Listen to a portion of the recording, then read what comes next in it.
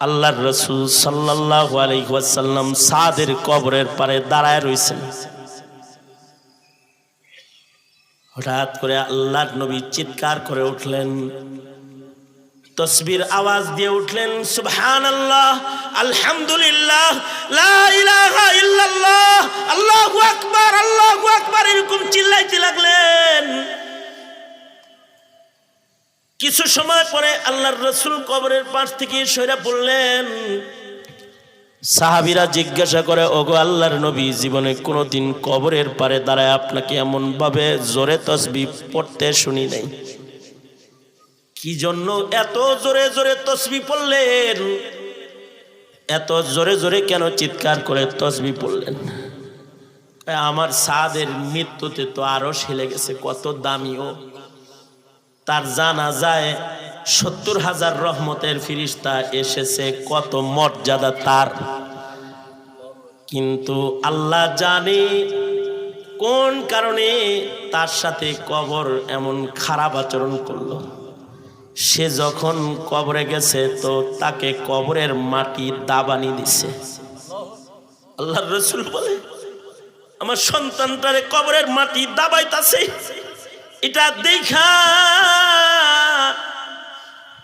মাটি যে চাপ দিবার লাগছে, এটা দেখা আমি চিৎকার করেছি।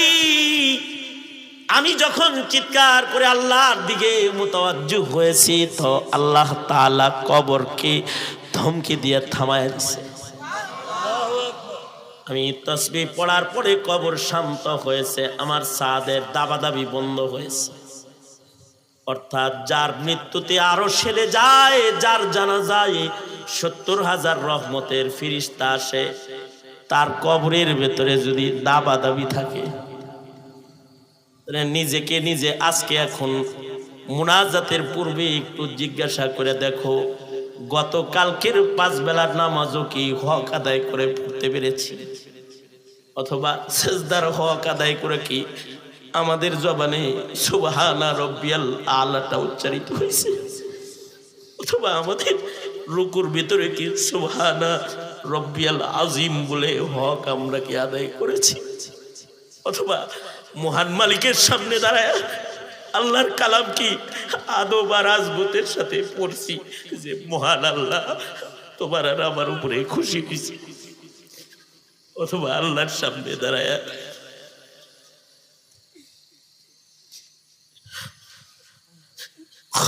খাসিয়াতের সাথে রবের হুকুমের হাজিরাটা দিয়েছি কিনা? যদি খালি পিছনের দিনের ৫ বেলার নামাজের দিকে তাকাই, তাহলে তো মনে হয় কবরে দোজখের আগুন ছাড়া কিছু নাই।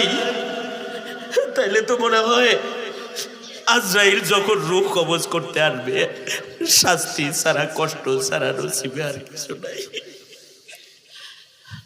এই কারণে আল্লাহ তাআলা নির্দেশ করতেছেন, বান্দারারে ওয়াবুদু রব্বাকা হাত্তা ইয়াতিয়াকাল ইয়াকিন, ওয়াবুদু রব্বাকা হাত্তা ইয়াতিয়াকাল ইয়াকিন।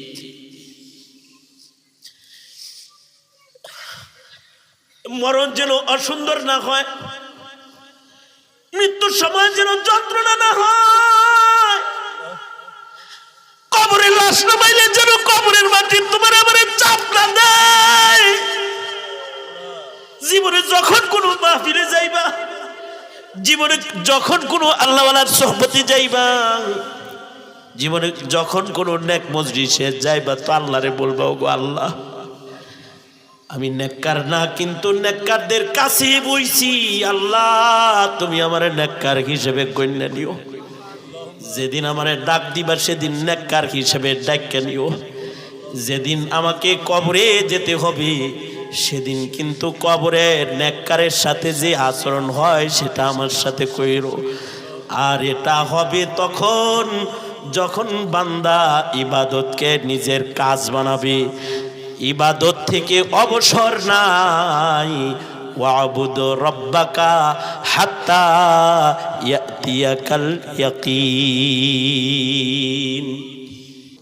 কোরআনে হাকিমে মৌত শব্দ দিয়েও মৃত্যুর আলোচনা আছে। কোরআনে হাকিমে ইয়াকিন শব্দ দিয়েও মৃত্যুর আলোচনা আছে। মৃত্যুটা যেহেতু ইয়াকিনি, মৃত্যু অস্বীকারী কেউ পৃথিবীতে নাই। নাস্তিকরা আল্লাহ অস্বীকার করে কিন্তু মৃত্যু অস্বীকার করে না। মরণ এর ইয়াকিন মাখলুকাতের সকলের আছে, এমনকি মশারও আছে। মশা নিজের মৃত্যু মরণ থেকে বাঁচার জন্য আপনি থাপ্পড় দিলে উড়ে যাইতে চেষ্টা করে, এরোসল মারলে ঘর থেকে বেরোয়ার চেষ্টা করে, আপনি যদি কয়েল জ্বালান এর থেকে নিরাপদ দূরত্ব নেওয়ার চেষ্টা করে বাঁচার জন্য, কারণ সেও ইয়াকিন রাখে যে মরণ আছে। মরণ কি আছে? আমাদেরও সবার ইয়াকিন আছে মরণ আছে, সকল প্রাণীর ইয়াকিন আছে মরণ আছে। ইয়াকিনি সংবাদ যেহেতু, তাই কোরআন মজিদে মরণের কথা ইয়াকিন শব্দ দিয়াও আল্লাহ তাআলা জায়গায় জায়গায় করেছেন। তো আল্লাহ তাআলা এই ইয়াকিনি মরণ আসা পর্যন্ত আমাদের ইবাদতের সীমানা দিয়েছেন। অর্থাৎ মানব জীবনে ইবাদত থেকে এক সেকেন্ডের জন্য অবসর নেই। এক সেকেন্ডের জন্য ইবাদত থেকে অবসর নেওয়ার সুযোগ নাই। অর্থাৎ জিন্দেগি পুরাটা হবে বন্দিগি। বলেন জিন্দেগি পুরাটা কি হবে? জোরে বলেন জিন্দেগি পুরাটা কি হবে? বন্দিগি হবে, ইবাদত হবে। যেন শেষ নিঃশ্বাসটা যেন ইবাদতের হালতে হয়, শেষ নিঃশ্বাসটা যেন ইবাদতের জায়গায় হয়। কারোর কারোর শেষ নিঃশ্বাস ইবাদতে হয়, কারোর কারোর শেষ নিঃশ্বাস গুনাহে হয়। কারোর কারোর শেষ নিঃশ্বাস ইবাদতের জায়গায় হয়, কারোর কারোর শেষ নিঃশ্বাস কিন্তু বদনসিব হইলে নাপাক জায়গায় হয়। যেমন মির্জা গোলাম আহমদ কাদিয়ানি মারা গেছে কোন জায়গায় জানেন না আপনারা? কই মারা গেছে? আর তার মৃত্যুর সময় কাম ছিল কোথাকতি। কি ছিল? বাথরুমে যেহেতু মারা গেছে, বাথরুমের ওই কোথাকতি ছিল তার কাম। মরণের হালতটা কত নিকৃষ্ট, আর মুমিনের মরণের হালত বড় উৎকৃষ্ট। যাদের মরণের সময়টা উৎকৃষ্ট হয়, ন্যূনতম উৎকৃষ্ট কোন রং যদি মরণের সময় কারোর ভেতরে পাওয়া যায়, তো আল্লাহ তাআলা তাকে জান্নাত দিয়ে দেয়। এই কারণে আল্লাহর রাসূল বলেন, এটা আমার 1 নম্বর কথা। কথা মাত্র কয়টা? 2টা। আল্লাহর রাসূল বলেন, ক্বালা রাসূলুল্লাহি সাল্লাল্লাহু আলাইহি ওয়াসাল্লাম, মান মাতা ওয়া হুয়া ইয়ালামু লা ইলাহা ইল্লাল্লাহ দাখালাল জান্নাহ। আল্লাহর রাসূল বলেন, কেউ মৃত্যুবরণ করলো আর সে জানে আল্লাহ ছাড়া আর কোনো ইলাহ নাই, এটা তার হৃদয়ে হাজির আছে। এতটুকুন ভালো হালত যদি কারোর মরণের বেলায় হয়, তবে রাসূল বলেন একদিক দিয়া মরণ হয়, আর একদিক দিয়া জান্নাতে এসে দুখুল হয়, জান্নাত তার ঠিকানা হয়। সুবহানাল্লাহ বলেন, আওয়াজ করে বলেন, আরো জোরে করে বলেন, আওয়াজ করে বলেন। এইটা অনেক বড় নিয়ামত। এটা আল্লাহ তাআলা আল্লাহ যাকে ক্ষমা করে দিতে চায় তাকে এই নিয়ামত দিয়ে দেয়, যদিও সে 100 খুনের আসামিও হয়। বুখারীতে আছে, মরণের আগ দিয়ে দিলের হালত ভালো। খুন করছে কতগুলো বলেন? 100। কিন্তু মরণের সময় দিল ভালো। মরণের সময় আল্লাহ খুঁজতেছে কেমনে গুনাহ মাফ হইব, কেমনে আল্লাহ পাবো, আল্লাহ ছাড়া আর ইলাহ নাই, বাস জান্নাতি হয়ে গেছে। এ কারণে আল্লাহর রাসূল সকলকে দোয়া করতে বলেছেন, ভালো মরণের জন্য দোয়া করো। আল্লাহর কাছে একটা ভালো মওত চাও। মরণটাও যদি কারোর ভালো হয়, তাহলে জান্নাত তার ঢোকা সহজ হয়। এ কারণে মরণ ভালো হওয়ার জন্য চেষ্টা করা, মরণ ভালো হওয়ার জন্য দোয়া করা, খাতেমা যেন খায়ের হয় এজন্য চেষ্টা করা। হায়াতের প্রত্যেকটা সেকেন্ডকেই নিজের শেষ সেকেন্ড মনে করা, কারণ কার মরণ কখন হবে এটা কারোর জানা নাই। মরণ কার কখন হবে এটা আমাদের কারোরই জানা নাই। জানা আছে নাকি কারোর? হ্যাঁ, আমি আপনি কে কখন মরমু জানি? কেউ জানি না। কে জানে? জোরে বলেন, আরো জোরে আওয়াজ করে বলেন। এক সেকেন্ড পরেও কিন্তু মৃত্যু আপনার আমার হইতে পারে। জানি না তো যে কখন আমার আপনার হায়াত শেষ। হায়াত নির্ধারণকারী কে? আল্লাহ তাআলা হায়াত নির্ধারণকারী। হায়াত শেষ হয়ে গেলে আল্লাহর নিজাম হলো কারোর লগে খাতির করে না। সুতরাং আপনি যে বিয়া ঠিক হয়েছে দিয়া এক রাত চাইবেন যে বাসরটা কইরা মরি, সুযোগ দেওয়ার কোনো সম্ভাবনা নাই। নবী রাসূলকেও এই সুযোগ দেওয়া হয় নাই। মুসা নবীর হায়াত যখন শেষ হয়ে গেছে তো আজরাইল আইসা খাতির টাতির লাগায়, কালিমুল্লাহ তো খাতির টাতির লাগায় আল্লাহর নির্দেশে খাতির লাগায় লইয়েই গেছে, রাইখা আর যায় না। অথচ উনি থাকার লেগা শখ ওনারও ছিল। শেষ বেলায় উনি মৃত্যুর সময় রূহ কবজ করতে আসছে তো আজরাইল কেউ চপাড়াঘাত করে ফেলছে। আজরাইল আল্লাহর কাছে যে নালিশও করছে, কালিম মরতো না, মারছে আমারে। আল্লাহ তাআলা চোখ ঠিক করে দিছে। আল্লাহ তাআলা আবার শিখাইয়া দিছে যে কি বললে তাড়াতাড়ি মরার লেগে রেডি হইব। বলবা যে আল্লাহ বলছে হায়াত যদি চান এই এই এই এই করলে এমনে এমনে এমনে এমনে হায়াত আপনার বাড়বো, কিন্তু এখন গেলে আল্লাহর লগে দেখা হইব, এটা বলবা। আমার লগে গেলে আল্লাহর সাথে দেখা হইব। মুসা আলাইহিস সালাম তো আল্লাহরে দেখার লেগে পাগল, কারণ সারা জনম কথা বলছে, দেখে তো নাই। মরার পরে যেহেতু দেখা হইব, যাওয়ার জন্য এবার দেখার জন্য পাগল হয়ে গেছে। কথার পরে দেখতে পাগল হয় মানুষ। আমার পাশের মহল্লায়, পাশের বাড়িতে এক ছেলে বিয়া করছে কালামার্কা একটা। আমি তাকে খবর পাইছি আর কি, যে একটা ছেলেটা এত হ্যান্ডসাম দেহ, কিন্তু এটা বউ নিয়ে আইছে একটা কালামার্কা। কোনো কুফু হইছে? দুঃখ করে ময় মুরব্বীরা, মহিলারা ঘরে। তা আমি ওর লগে দেখা, ওরে বললাম কিরে তুই হলে ঠকছস? কয় জি। অনেক আগের কথা। আমি বললাম ঠকলি কে রে? দেখে শুনে বিয়া করবি না? কয় মিস কল। তখন এই অ্যান্ড্রয়েড ফোন আসে নাই, তখন বাটন সেটের আমল। একটা মিস কল ঢুকছিল, কল ব্যাক করছি তো চিকন চিকন কণ্ঠ তো খাতির হয়ে গেছে। খাতির হওয়ার পরে এবার যত কথা কয়, হ্যাঁ রে তো খালি আমার দেখতে মনে চায়। সেও বড় চালাক, সে কয় না না না আমারে দেখা লাভ নাই, দূরে আসো ভালো আছো, প্রেম আছে ভালোবাসা আছে, এতটুকুনি ঠিক আছে, দেখলে সব উল্টে যাইব, কারণ আমি দেখতে পছন্দের না। এই কথা শোনার পরে আমার আরো লোভ জাগছে, মনে হয় বেশি সুন্দরী দেখে ভাব ধরছে। আমি আরো পাগল হয়েছি। আমি বললাম না না তুমি কালা হও আর ধলা হও এটা দেখার বিষয় না, প্রেম জীবনে একজনের লগে হয়, তোমারই বিয়ে করবে, এই কথা কইছি। তাহলে কই দেখা হইতে পারে? কয় কোন পার্কে? না কোনো পার্ক টার্ক চিনি না, ডাইরেক্ট কাজী অফিস। ভাবলাম যাক সহজে একখান বউ পায় যাইতেছি, কইরাই ফেলাই। খবর টবর জানিছি, তাতে জানি বড় লোকের মেয়ে, কিন্তু বড় লোকের মেয়ে যেরকম কালা এটা তো আর জানি না। বাড়ি দেখে পছন্দ হয়েছে। ভাবলাম কোন রকম চললেও তো চলে।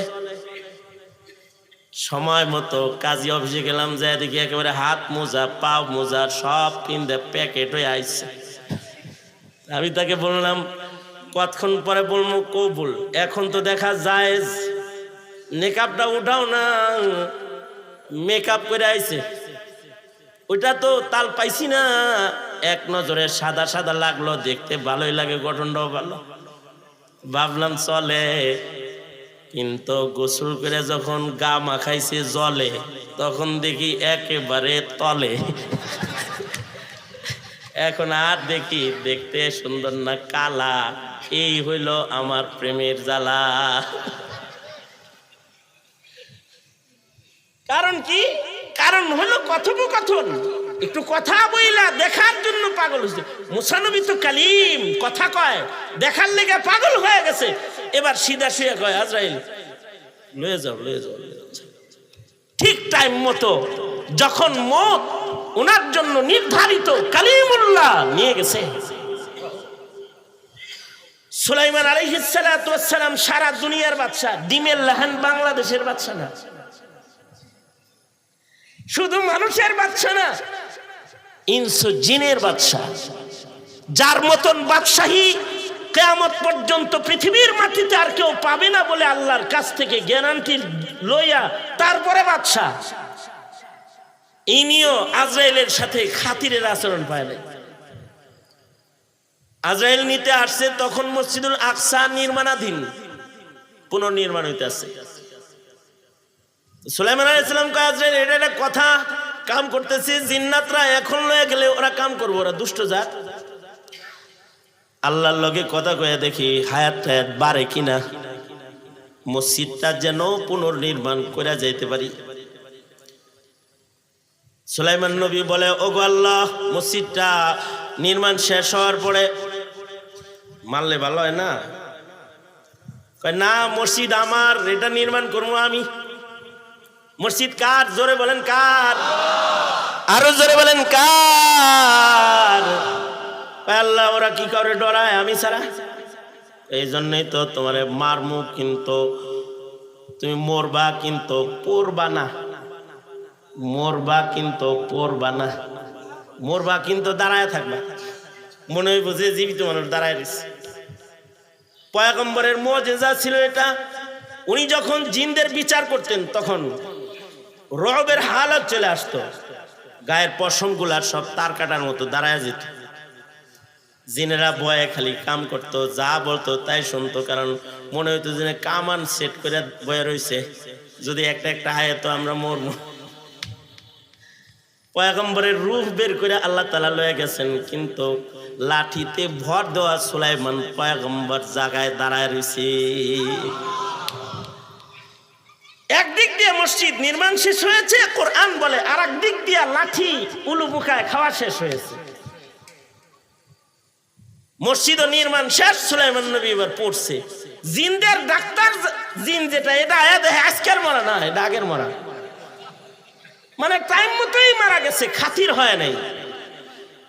হাবিবুল্লাহ মুহাম্মাদুর রাসূলুল্লাহ সাল্লাল্লাহু আলাইহি ওয়াসাল্লাম, যার সাথে আল্লাহর সাথে সবচেয়ে গভীর সম্পর্ক, আল্লাহর পরেই যার স্থান, তিনি হলেন আপনার আমার নবী। নবীজির সাথেও খাতির করা হয় নাই। যখন নবীর হায়াত শেষ, নবীজিকে নিয়েই গেছে, ক্ষমতাসীনের সাথেও খাতির করা হয় নাই, সাদ্দাত নমরুদের সাথেও খাতির করা হয় নাই। তোমার আর আমার লগে খাতির হওয়ার কোনো সম্ভাবনা? জোরে আওয়াজ করে বলেন, আরো জোরে আওয়াজ করে বলেন। তার মানে মরণ আইতাছে, টাইম মতো চলে আসবে। কখন টাইমটা তা আমরা জানি না, কে জানে? জোরে বলেন। ইদা জা আজালুহুম লা ইস্তাখিরুনা সাআতাও ওয়া লা ইস্তাকদিমুন। অজানা সময়ের নিশ্চিত একটা অপেক্ষা, এই অপেক্ষার প্রহরটা যেন পাপের আসরে না হয়। ওয়া'বুদ রাব্বাকা হাত্তা ইয়াতিয়াকাল ইয়াকিন, ওয়া'বুদ রাব্বাকা হাত্তা ইয়াতিয়াকাল ইয়াকিন। ন্যূনতম হালাত যদি দিলের ভিতরেও যদি আল্লাহ কারোর হাজির থাকে, তাহলে সে আল্লাহর জান্নাতে চলে যাবে। আর যদি আরেকটু ভালো হয়, মাতা ওয়া হুয়া ইয়ালামু লা ইলাহা ইল্লাল্লাহ, এটুক না, আরেকটু ভালো, মান কানা আখিরু কালামিহি লা ইলাহা ইল্লাল্লাহ, মুখ দিয়া বইলা ফেলছে লা ইলাহা ইল্লাল্লাহ, তাহলে সিধা জান্নাতে চলে যাবে। আল্লাহু আকবার। সোজা জান্নাতে চলে, মরার সময় কালমা পড়ছে, সোজা জান্নাতে যাবে। এইটুক যাদের হবে তারাই যদি সুজা জান্নাত পায়, তাহলে যারা কোরআন পড়তে পড়তে মরবে তারা, যারা নামাজ পড়তে পড়তে মরবে তারা, বলেন বলেন আওয়াজ করে বলেন, ওযুর হালতে জয়নামাজে সেজদায় যারা মারা যাবে তারা, রোজার হালতে যারা মারা যাবে তারা, তওয়াফের হালতে যারা মারা যাবে তারা, হালতে ইতিকাফে যারা মারা যাবে তারা, যুদ্ধের ময়দানে যুদ্ধার বেশে জালিমের আঘাতে রক্তাক্ত ক্ষত বিক্ষত ফিলিস্তিনিদের মতো যাদের মরণ হবে তারা।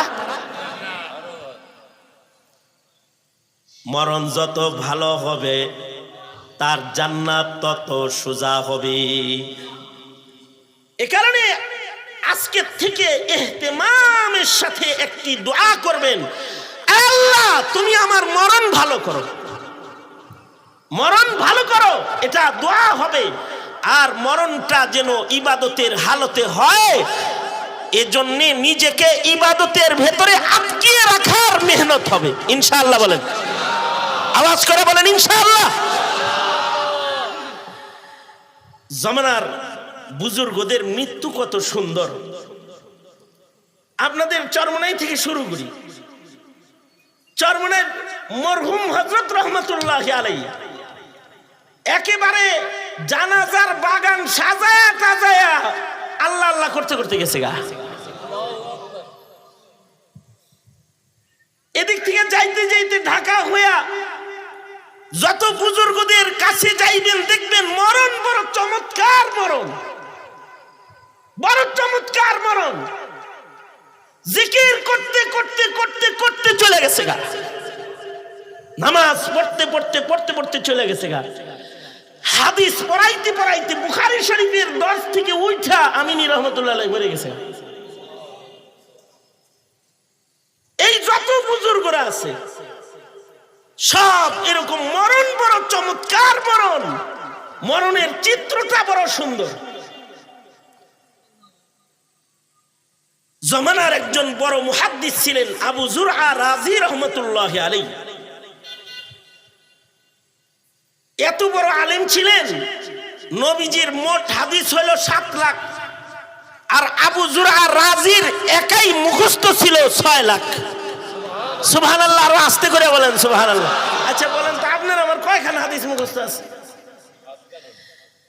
আর উনার নবীর 6 লক্ষ হাদিস উনার একাই মুখস্থ, একাই মুখস্থ, 6 লাখ হাদিস মুখস্থ।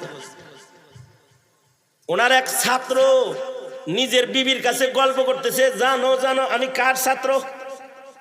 আমি আবু যুরআ রাজির ছাত্র, আর আমার উস্তাদ হলো হাফিজুল হাদিস, লাখ লাখ হাদিস তার মুখস্থ। বউ একটু তারা, সবার বউ তো আর নরম থাকে না, কিছু থাকে গরম, সবাই তো আর সিধা থাকে না, কিছু থাকে তেড়া। এই বউটা একটু তেড়া, লাখ লাখ হাদিস মুখস্থ, মামা বাড়ির কলা এটা। বিবি যখন উস্তাদের দিকে আর নজর দিয়েছে তো ছাত্রর একটু মেজাজ খারাপ হয়েছে। ছাত্র মেজাজ খারাপ হয়ে বলে, আমার উস্তাদের যদি 1 লক্ষ হাদিস মুখস্থ না থাকে তাহলে তুই 3 তালাক। মানে রাগে নিজের বিবিকে উস্তাদের ইলমের সাথে লটকায়া দিছে। এবার যখন রাগ থামছে, এবার চিন্তা করতেছে, ইনকেস যদি উস্তাদ জি 1 লাখ হাদিস বলতে না পারে তাহলে তো বউ আড়াইছে, বউ গেছে গা, তালাক হয়ে গেছে গা। সকালবেলায় স্বামী স্ত্রী 2 জন উস্তাদের কাছে যায়, বলে উস্তাদ জি রাগের বশবর্তী হয়ে আপনার ছাত্র আমার একখান কথা বলছে, এখন আমাগোর সন্দেহ আমরা কি আসি না গেছি। কি বলছে? বলছে আপনার যদি 1 লাখ হাদিস মুখস্থ না থাকে তাহলে আমি 3 তালাক। আপনার কি আসলে 1 লাখ হাদিস মুখস্থ আছে? সুবহানাল্লাহ বলার লাগে রেডি। আর রাহেন মিয়া আসতে আগেই না, আমি খবরটা দিই ভালো করে, একটা সুবহানাল্লাহ বললেন রেডি হয়ে বসে নাকি। আবু যুরআ রাজি রহমাতুল্লাহি আলাইহি বলে, 1 লাখ হাদিসের কথা নি কও, তোমাদের সূরাতুল ইখলাস যেমন মুখস্থ আমার 1 লাখ হাদিস তেমন মুখস্থ। আলহামদুলিল্লাহ আমার কাছে সনদ সহ 6 লাখ হাদিস আমার কাছে আছে। সুখে ঘর সংসার করোগে, তালাক হয় নাই, তোমাদের তালাক হয় নাই। এত বড় মৌলভী সাহেব আলেম দ্বীন ছিলেন। মরণ চিত্রটা কেমন সুন্দর। ছাত্ররা মৃত্যুর আগ দিয়ে ওনার চতুর্দিকেই আছে, সবাই পড়তেছে, তখন ওনার সাকারাত শুরু হয়েছে। ছাত্ররা বুঝে ফেলেছে যে সাকারাতুল মউত শুরু হয়েছে। তো ছাত্ররা যার যার সনদে হাদিস পড়তেছে, উস্তাদের ভালো মরণ যেন হয় এজন্য। আশ্চর্য হইল, মৃত্যুর আগ দিয়া উনি নড়াচড়া দিয়া উঠছে। নড়াচড়া দিয়া উঠা বলে, এই থামো না, হাদিস তোমরা পড়ো কেন, আমি আমার সনদে পড়ি, তোমরা শোনো। হাদাসানি ফুলান আন ফুলান আন আবি হুরায়রা قال قال رسول الله صلى الله عليه وسلم। উনি পড়া শুরু করছে, মাম্মাতা ওয়া হুয়া ইয়ালামু লা ইলাহা ইল্লাল্লাহ। এতটুকুন বলছে আর আজরাইলের রূহটা টান দিয়ে বের করে লয়ে গেছে। একদিক দিয়া মুখের কালিমা হয়েছে লা ইলাহা ইল্লাল্লাহ, আর একদিক দিয়া মরণ হয়েছে, আর সাথে সাথে জান্নাতের দরজাটা খোলা পাইছে। কত সুন্দর মরণ। মরণ যেন ভালো হয়, কারণ মরতে হবে, মরণ ভালো বানানোর চেষ্টা করতে হবে। আলেমদের মরণের ভেতরে আশ্চর্য আশ্চর্য কিছু কালার থাকে, আজব কালার থাকে। আবেদের মরণেও আলাদা আজব কালার থাকে, আলেমের মরণে আরো আশ্চর্য আশ্চর্য কালার থাকে। যেমন আমাদের ইমাম আবু ইউসুফ রহমতুল্লাহ আলাইহি, হেদায়ার হাসিয়াতেও এই ঘটনাটা আছে। আবু ইউসুফ রহমতুল্লাহ আলাইহির যখন মৃত্যু যন্ত্রণা শুরু হয়েছে, উনি তখন ছাত্র পড়াইতেছে। ছাত্রদেরকে বলে কি জানেন, এই ছাত্ররা বলো তো দেখি, হজের ভিতরে যে শয়তান রে কঙ্কর মারে রমিয়ে জামারাত, যেটা মাসালা কেমন, কঙ্কর কেমনে মারবে এটা বলো। ছাত্ররা উল্টা পাল্টা বলতেছে, এক একজনের মতো। তো উনি বলে, না, শয়তান রে কঙ্কর মারতে হয় কেমনে জানো? হজের সফরে 3 দিন কঙ্কর মারতে হয়। যে রমির পরে রমি আছে, যেই কঙ্কর মারার পরে আর একদিন কঙ্কর মারা আছে, সেই কঙ্করটা পায়দল মারতে হয়। আর যে রমির পরে রমি নাই, সেটা সওয়ারিতে চৈরা মারা যায়। অর্থাৎ 3 দিন শয়তান রে কঙ্কর মারতে হয়, 2 দিন পায়দল মারতে হবে, আর শেষের দিন সওয়ারিতে চৈরা বৈশা, সওয়ারির উপরে বৈশা মাইরা চলে যাওয়া যাবে। একদিক দিয়া শয়তান মারার মশালা শিখাইতেছেন, আর একদিক দিয়া ওনার রূহ কবজ হইতেছে, আর উনি হাসতেছেন। হাসতে হাসতে ওনার মৃত্যু হয়ে গেছে। আমাদের তো আকল কম, আমাদের আকল কাজ করবে না। আমাদের সাধারণরা মনে করবে যে হায় হায়, মরার আগে কালমা না, শয়তান কইতে কইতে মরে গেল। আমাদের আকল বলবে এটা। কিন্তু আনোয়ার শাহ কাশ্মীরি রহমতুল্লাহ আলাইহি বলেন, এই মরণটা একটা আশ্চর্য মরণ। কেমনে আশ্চর্য মরণ? উনি বলেন, মরণের সময় একদিক দিয়ে আজরাইল ওনারে নিতে আসছে, এটাও দেখতেছে। রহমতের ফিরিস্তারা জান্নাত খুইলা ডাকবার লাগছে, এটাও দেখতেছে। আবার শয়তান মরণের আগ দিয়া মাস করার জন্য আসছে, ধোঁকা দিতে আসছে, এটাও দেখতেছে। দেখা টেক্ষা বসিরতের সাথে ছাত্রদেরকে শয়তান মরার মাসালা পড়াইতেছে। কারণ হলো, একটা মাসআলার সমাধানের দাম 1000 রাকাত নফল নামাজের চাইতে বেশি দাম। মরার আগ দিয়া 1000 রাকাত নফলের সব কামাই করবার লাগছে। আর শয়তান মারার মাসলা শিখায় শয়তান রে বুঝাইতেছে, আমি কিন্তু ইসমাইলের বেটা, শয়তান মারা কিন্তু জানি, কাছে আইস না, কিন্তু যদি কাছে আসস তো কঙ্কর মেরে কিন্তু নেস্তানাবুদ করে দিব।